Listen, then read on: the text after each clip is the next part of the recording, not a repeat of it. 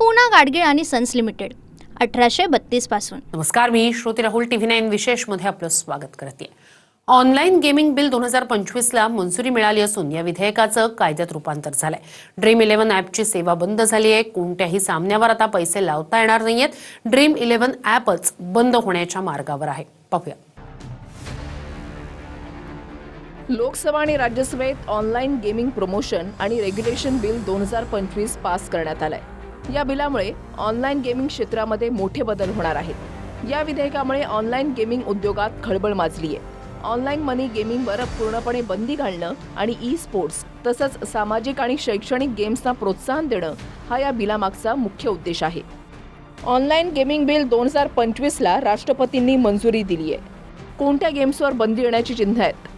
Dream 11, my 11 circle, house at, my team 11, Khelo fantasy, rummy circle, जंगली rummy, पोकरबाजी, WinZO, games craft. या गेम्समध्ये खेळाडू पैसे लावून व्हर्च्युअल क्रिकेट किंवा इतर खेळांच्या संघाची निवड करून पैशांच्या स्वरूपात बक्षीस जिंकायचे। वरचे सर्व गेम्स पाहता याच्या जाहिराती अनेक कलाकार, क्रिकेटर करायचे। सरकारच्या नव्या बिलामुळे ड्रीम 11 किंवा माय 11च नाही तर ऑनलाईन रमीही खेळता येणार नाही। केंद्र सरकारच्या बिलामुळे ऑनलाईन बेटिंग आणि पैशांच्या खेळावर पूर्णपणे बंदी येणार। लोकांना चुकीच्या सवयी आणि आर्थिक नुकसानापासून वाचवण्यासाठी हे बिल आहे। याचा परिणाम क्रिकेट इंडस्ट्रीवर होणार आहे।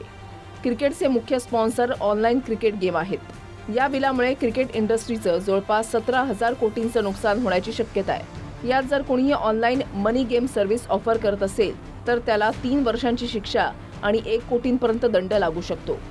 गेमची जाहिरात करणाऱ्याला 2 वर्षांची शिक्षा आणि 50 लाखांपर्यंतचा दंड ठोठावण्यात येईल। पण या गेम खेळणाऱ्याला कोणत्याही प्रकारची शिक्षा होणार नसून त्याला बिलमध्ये पीडित मानण्यात आलाय। ऑनलाईन गेमिंगमध्ये जवळपास 9,600 कोटींचा महसूल आणि 28 कोटी युजर्स असल्याची माहिती आहे।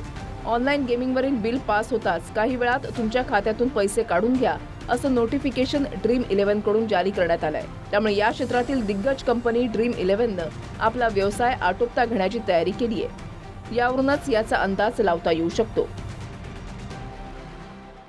लवकर करोडपती व्हा असे ज्या काही जाहिराती केल्या जातात त्या जाहिरातीमध्ये सर्वात महत्त्वाचा विद्यार्थी जे टीनएज आहेत ते त्याच्यामुळे बरबाद झाल्याचे आपल्याला पाहायला मिळतंय। म्हणून मी केंद्राचं मनापासून अभिनंदन करतो। महादेव ॲप घोटाळ्यातून हजारो कोटींचा काळा पैसा आणि भ्रष्टाचार समोर आलाय। अशा परिस्थितीत हे विधायक म्हणजे आपल्या मुलांच्या भविष्यासाठी दिलेलं अभेद्य असं कवच आहे। ऑनलाईन गेमिंगनं तरुणाईला वेड लावलाय। कोट्यवधी लोकांकडून पैसे वसूल करून मोजक्याच लोकांना बक्षिसाची रक्कम देऊन तरुणाईला जुगारासाठी आहारी घातलं जात असल्याचा आरोप याआधीही अनेकदा झालाय। तर केंद्र सरकारच्या निर्णयानंतर आता सर्व ठिकाणाहून अभिनंदन केलं जात आहे। मुलं तासनतास घरी मोबाईलवर बसले असतात आणि ते बाहेर जात नाही। आई वडील किती त्रस्त आहे जरा विचारा जिल्ह्याच्या किती आई वडिलांना। लाखो लोक जे आहेत हे देशोधडीला लागतात। तर अशा प्रकारचे जे काय हे आहेत गेम्स वगैरे असतील त्याच्यावर बंदी आणली पाहिजे। JCB चालकानं स्वतःच्या पत्नीची, स्वतःच्या मुलाची त्या ठिकाणी विष देऊन हत्या केली आणि स्वतः आत्महत्या केली आणि अशा पद्धतीची असंख्य उदाहरणं ग्रामीण भागात आहेत। आणि हीच दाहकता लक्षात घेऊन मी 30 तारखेला संसदेत हा विषय मांडला होता। नाशिकच्या येवला तालुक्यात पबजीच्या आहारी गेलेल्या 18 वर्षाच्या यशराज बोर्डेनं आत्महत्या केली आहे।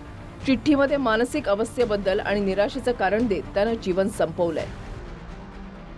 त्या पबजीच्या नादामध्ये त्याने त्या पबजी मध्ये लिहिलेलं होतं की शेवट त्याचा अंत होऊन दुसरा जन्म काय मिळेल त्या पद्धतीने तो खेळला आणि जीव दिला।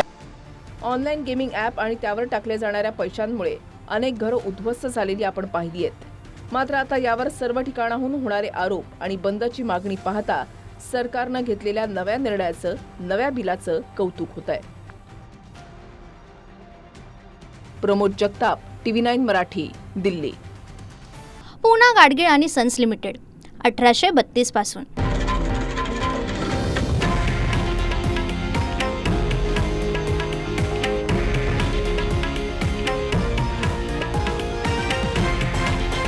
हे आहे देशातील नंबर 1 न्यूज नेटवर्क आणि आपण पाहत आहात TV9 मराठी, एकमेव